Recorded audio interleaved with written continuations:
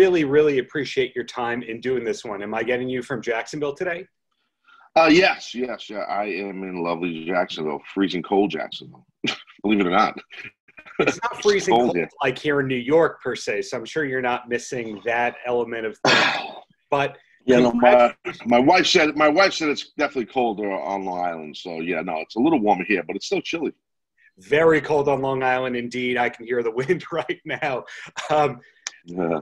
You've had quite a 2019 and 2020, although the years before that were really fantastic. How long did you have to keep it under wraps that you were coming to AEW?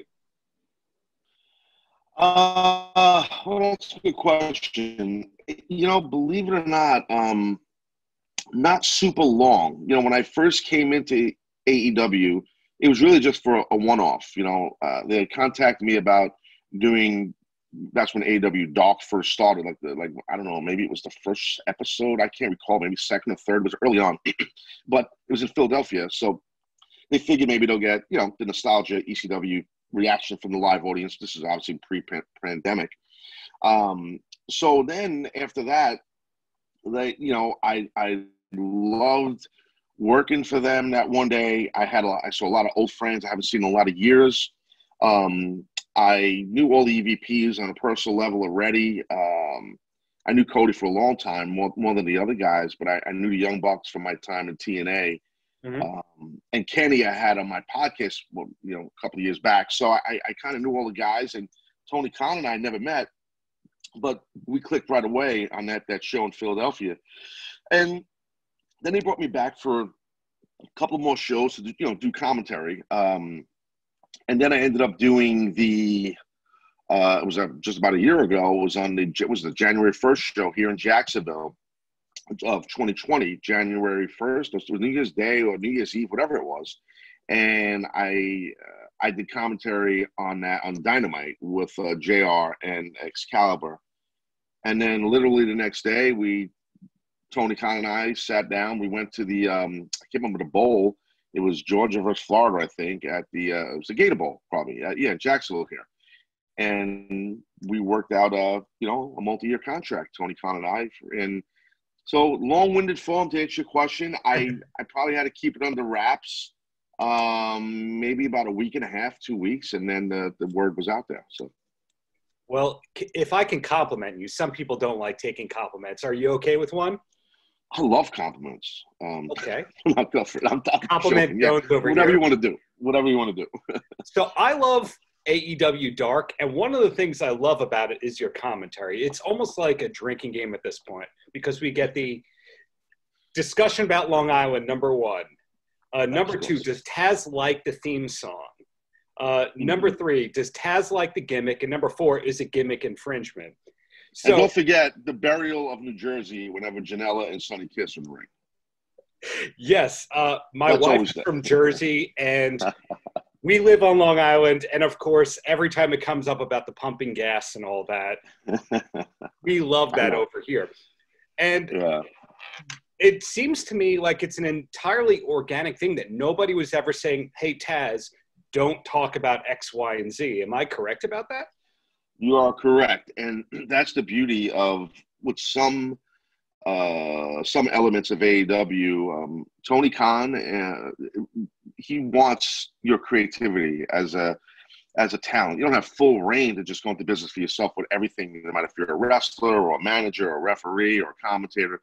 But you do have if you're here, you're under contract, you're hired. That means you've either done or been doing something right or going to do something right. So I do think he wants you to exemplify your creativity and your talents and doesn't want to handcuff you. I also think that, and to your point, it's a totally different sound commentary-wise on Dynamite than it is on Dark, and that's by design. It should be like that. This is a YouTube show, very successful YouTube show. Yeah.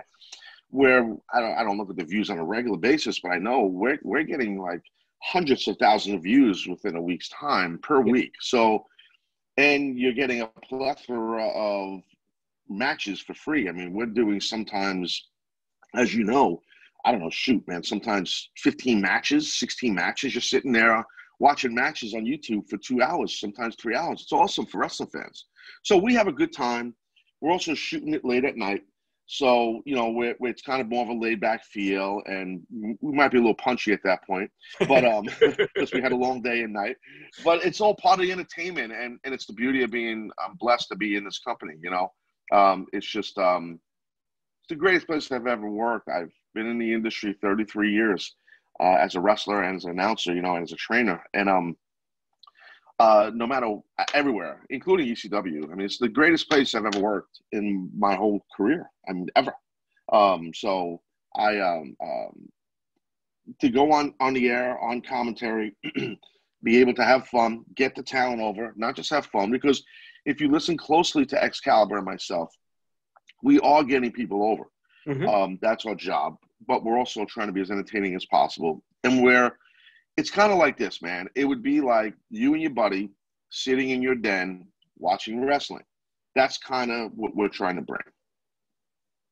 Yep, all that totally comes through and makes sense. And I'm curious if you ever got a comment, because Long Island person, this is the third time that's coming up, speaking to a person who lives on Long Island. Does it ever come up of, hey, Taz, can you stop talking about Long Island on here? Because most people don't realize that Long Island isn't just one town. I know there's actually 2 counties. You know, they don't get it. Yeah, no, no one in the company has ever said anything to me about Long Island. Maybe because, I mean, a lot of our roster, there's Long Island ties, as you know. Yeah. So that's an awesome thing too. So, and you know, people, guys and girls from our company on the West Coast, obviously they, you know, those of us who have New York accents, they like it. So if I'm chirping up Long Island a good amount and putting it over, hey, what the hell? It's just all fun, you know. And Excalibur, he's a San Diego guy, but I believe he grew up in like Detroit, but he did live in Westchester for some point in his life. So he knows the New York area pretty good. So he'll kind of put stuff on a tee for me to just, you know, hit solid home runs. So as far as the New York stuff, so we have fun. But he did call it Islip a couple of weeks ago. So. Well, he was definitely busting chops. He knows it's Islip. Believe me, trust me. He's slick, Excalibur. So he knows what he's saying. and then being a local around here, there was buzz that you had ties to Create a Pro, which is a fantastic thing. It's great to see that we basically have the biggest wrestling school since the Monster Factory here on Long Island. And of course, you've trained people around here as well. Other people have. But one of the things that I feel it's been great to see is how many people from Create a Pro have gotten a shot from AEW. Any thoughts on that? Or is it just kind of a coincidence that all this talent is coming from one place? I don't think it's a coincidence at all. I think that Pat Buck and Hawkins, they do a great job at Create a Pro, not just the Long Island school, but there's one that Pat Buck straight up runs in New Jersey too. So, but the one in Hicksville on Long Island, they do a great job. And obviously stars like MJF, you know, coming out of Create a Pro, or Chris Statlander, all the amount of time. Well, you're seeing like Max Caster now, you know, with the Acclaimed, you know, him and Anthony Bowens as a tag team. He's another Create a Pro guy. Silver and Reynolds, they didn't start out at Create a Pro, but they spent enough time training them. I think I'm missing a couple. VSK does some work for us on Dark as an extra at times. Maybe one day he'll get signed. He's another Create a Pro guy. I don't think it's coincidence. I think that they do a great job there training people. I wouldn't have endorsed them if I didn't believe in them. I know Pat and I know Kurt for a long time. So, but that's not the only reason. I know a lot of wrestling trainers with wrestling schools for a long time, and I don't go and promote their school. But I believe in their school. I wouldn't have my son, when he first started train at Create a Pro if I didn't believe in them. Right. So they really they do a great job. You know, you mentioned the Monster Factory. I will say the Monster Factory in New Jersey, for those that don't know, it's in South Jersey. You know, that's, as you know, been around for a lot of years. Larry Sharp was the inventor of the first trainer of it. And, you know, the competitor in me will disagree with you on the Monster Factory, because I broke in with Johnny Rodz in Brooklyn. So to me, as a New York guy and a Johnny Rodz, you know, student, I can't let you sit here and say the Monster Factory is the creme de la creme of wrestling schools. I'm sorry. So it just can't happen. That's the Taz I wanted to see. Yeah, just can't happen. Can't happen. But no, they do a great job. And out of there, and one of the better trainers in the country right now, who's underrated as a trainer, is QT Marshall. And QT, most of his early time as a trainer started at the Monster Factory. A lot of people know that. Now he runs a Nightmare Factory, him and Cody Rhodes down in Atlanta, and they do an amazing job there. So, you know, to me, that's another probably key dojo, key school in wrestling today is the Nightmare Factory in Atlanta. And it might sound like I'm a homer, and I'm not. I might sound like I'm towing a company line. I'm not, because I really don't have to do that. I know what they do down there. I know the facility well. My son trains in that facility for several months in Atlanta, and still trains at Creative Pro at times too, whenever he's in New York, because he travels a lot now. You know, not to get too long-winded, but like several years ago in Farmingdale, I had a finishing school.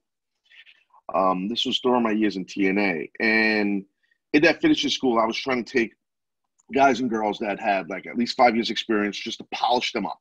Sure. And it was a little bit of it didn't go like I planned it to go, because there were so many bad habits that a lot of these young men and women had from the independent scene that I found myself going backwards as a trainer, because I didn't want to have to get in the proper way of applying a top wrist lock.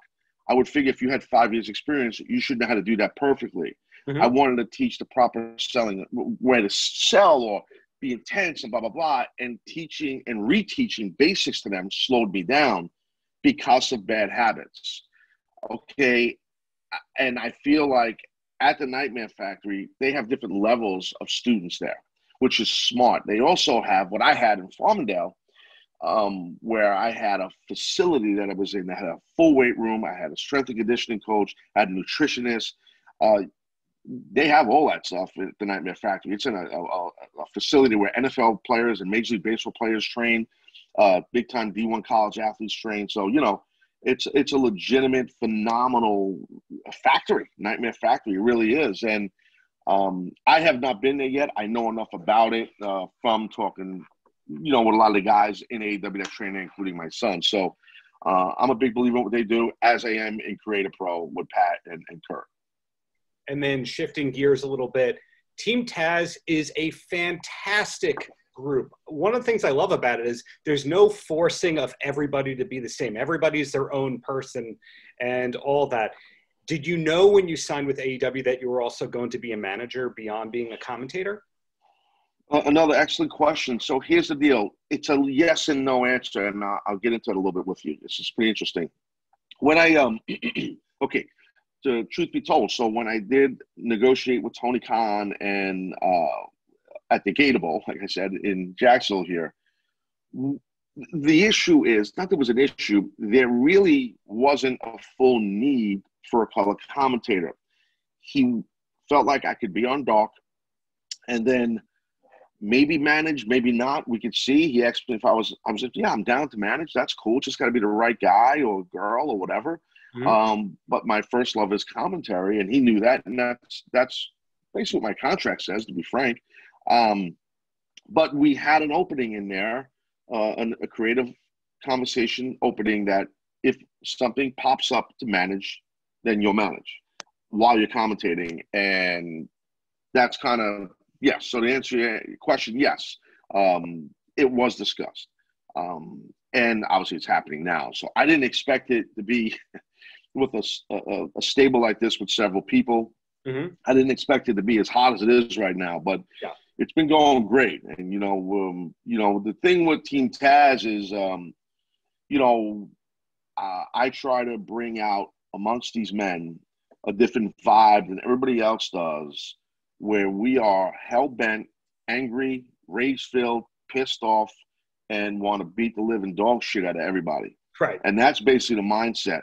We're not looking to have fun. We're not looking to play games. We're not looking to, you know, do silly stuff and play ha-ha. That's not Team Taz.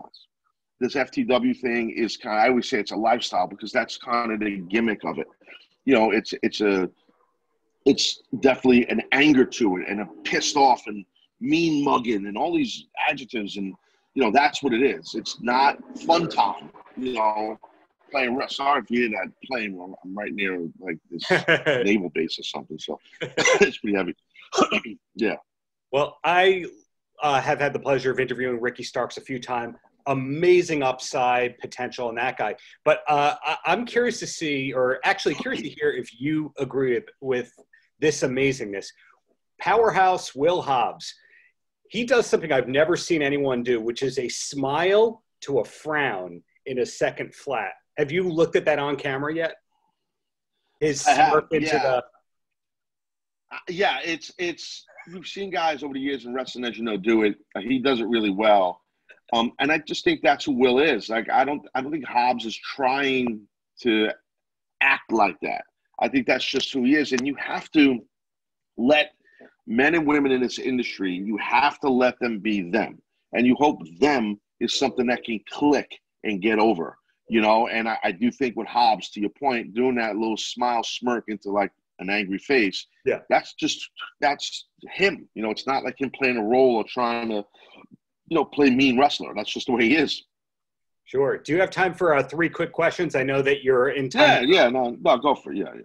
Okay, fantastic. The first thing is, are the Mets going to be better under Steve Cohen?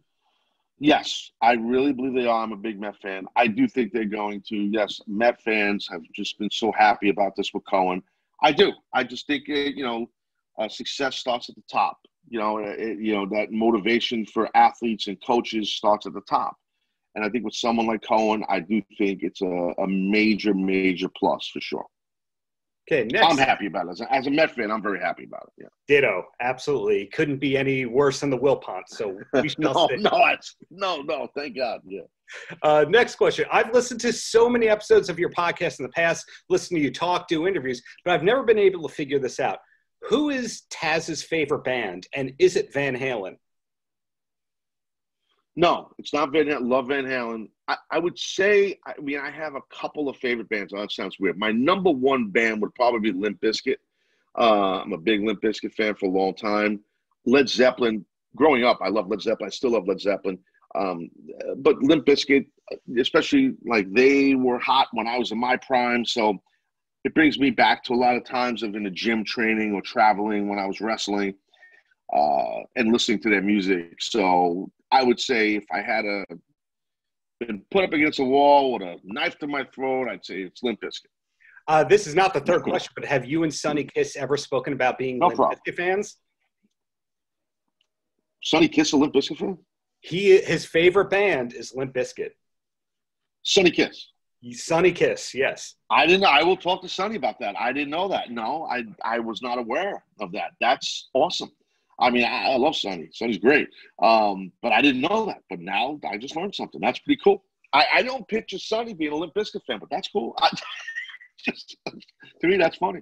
When I interviewed him, he talked about crowd surfing up to the stage, and Fred Durst specifically singling him out as like, oh, that's the wrestler guy. So, that's awesome. I didn't know that. Yeah. And then the third thing, if you want me to edit this out, I'll edit this out. But I spoke to some people, because I know some people that you went to Franklin K. Lane with. And everyone seems to like you. Your football coach seems to like you. My boss, Harry Reimer, he likes you. Has everyone always liked Taz but had to keep quiet about it? Oh, that's funny. I don't know. I think that if you interviewed a lot of my former ECW alumni, a lot of them don't like me. But, and there's reasons for that, and some of that's my fault, but a lot of it's not my fault. But I think that when I was in school, especially as a high school athlete, I was never I never got into trouble. I never did, I was not a party kid. I worked hard. I didn't have great grades. I had men's grades, but I grew up. I went to inner city schools. I grew up in city schools, so in Brooklyn and Queens. So, but no, I got along great with all my coaches and my teammates back then and my teachers. But then as I got into the wrestling business and I matured and I was getting paid, and it took me years to get to that level. Then I got very, you know, I ended up getting a little territorial. I was, you know, my mid to late 20s starting to get a push, and it took me several years to get there. And I was, you know, a lot of people don't know, I was going to quit wrestling so many times. Like before the whole ECW thing happened, I just wasn't making enough money, and it was just hard. It was frustrating. And my fiance, who's now my wife all these years, she stuck by me. And, you know, I think there were many times where she was hoping I was going to quit, to be honest, like hoping I was going to quit. But she was going to be with a guy that was a 9-to-5 regular guy, you know, pension plan, bennies, the whole thing. Yeah. So, yeah. Well, because like you probably know this, you know, I worked for Long Island Railroad for several years. I mean, yeah. So, and I worked out of I worked out of Port Washington. That was the gang I was in. There's different gangs, counterfeit gangs, but that's what they're called. And the gang I worked out of was out of Port Wash. So, you know, I spent many a summer and winter on that line, you know, working Great Neck Station and working at, you know, Manhasset and all that. And I don't miss it. And I was a trackman. So I was laying track and putting railroad ties in and digging holes in the heat and the cold and going to the gym right after work. And I trained over at Bev Francis in Syosset. It was Gold's Gym then. Now it's Powerhouse Gym. And I would go to Syosset right from Port Wash and sit in traffic, miserable at 4:30 p.m. But after working 8 hours manual labor, you know, I was lifting weights because I was trying to be successful and in the wrestling business. And I would use all my personal days and vacation time for shows. You know, that's, you know, if I got a chance to go to Japan or if I was going to work down south or whatever for a week or two. And, you know, but it was tough on our relationship, my wife and I, well, at the time, fiance, but she wanted to get moving with her life, and it's understandable. And I was like, just be patient, just be patient. And then I started running out of patience, and, you know, obviously it all worked out. But once I got to be done, I never had paper with Paul Heyman. A lot of people don't know that. I talked about it on my podcast. I always had a verbal. Trust me, not just that. I had an edge because I was mad, like how long it took me, you know. So, so some of those guys, but I definitely took myself probably way too serious back then. That's the 53-year-old self speaking now, you know, like that the 28-year-old self was definitely taking himself probably a little too serious. But, you know, the thing was I never tried to burn anyone. I always looked at the locker room, like, especially then, like as a competitive environment. You know, pro wrestling, especially like then, it's not a team sport, as you know, and it's like, you know, we were all independent contractors and we were just all trying to get over. And I looked at all those guys. I respected them all. And I'm glad that some of those big stars in that era were in a locker room and not in someone else's locker room. But to me, they were all competitors. Teammates, quasi, but competitors, you know. So it's different now. The wrestling business is very different than in my prime. That's why, you know, that's why I didn't have a problem with my son getting involved with the business. It's his life. It's something he wanted to do. It wasn't my idea. It's his idea. You know, but it's different now. It's better. It's much better. A lot of the stuff that a lot of the people did in the business after hours, or let's just leave it at that. Yeah. Guys are a lot smarter today. You know, they're instead of you know, walking in a hotel lobby with you know, a ton of beers and drugs, they're walking in with their PlayStation and 360, Xbox, you know, to hook up in the hotel room and play, you know. And, you know, I'm not saying everybody's an angel, but I got to tell you, like, it's just so different for the better as far as how these guys take care of their bodies and their minds. The workload's a lot different than years ago. which is a big, big deal because your body can last. Your bump card is extended, as we call it, a bump card. Yeah. So, you know, but yeah, no, it's back then I didn't really, you know, when I was younger, like in high school, no, I went to a real tough school, and Lane was we were I think the first school to have metal detectors in yes. the New York City school system. Yes. And but I will tell you, I loved my 4 years there. I had a blast. You know, I remember those years like really well. You know, so I had a good time. You know, and now I had heard that. So you had heard, but kept it under wraps, that my son was training to be a wrestler. Is that true? That is true, yes, from a friend at Create a Pro. Really interesting. Well, I appreciate you keeping it under wraps. Yeah, Cody Rhodes didn't keep it under wraps. Well, the bottom line is this, Taz. The way that Newsday writes about Billy Joel, they should be writing about you. So let's see if we tag them in the social media that they're now posting every single thing that you do. So thank you for representing Long Island. Could you imagine? Yeah, no problem, man. No problem. I appreciate your time. Just keep the greatness. Yes. Yeah, man. I'm doing my best. And I'm blessed to have the career I had. And, you know, this has been a lot of fun. Even though I wasn't a born and bred, you know, Long Island guy. Once we got married, we moved to Long Island. And, you know, I wanted my son to go to better schools, and he did, thank God. So, and then he found lacrosse, which was his big love for a long time, and into college and everything. So, which, as you know, Long Island's a hotbed for lacrosse, which is nice. So, you know, we're happy that he was able to grow up on Long Island. My wife is like me, it's from the city. So, you know, so we wanted our kids to go to better school systems. Yeah, we pay a lot of taxes on Long Island, but the schools are great. So. Exactly. Well, safe travels back to New York, cool. And have a great rest of the day. Keep up all the greatness there. And thanks. Paltrocast.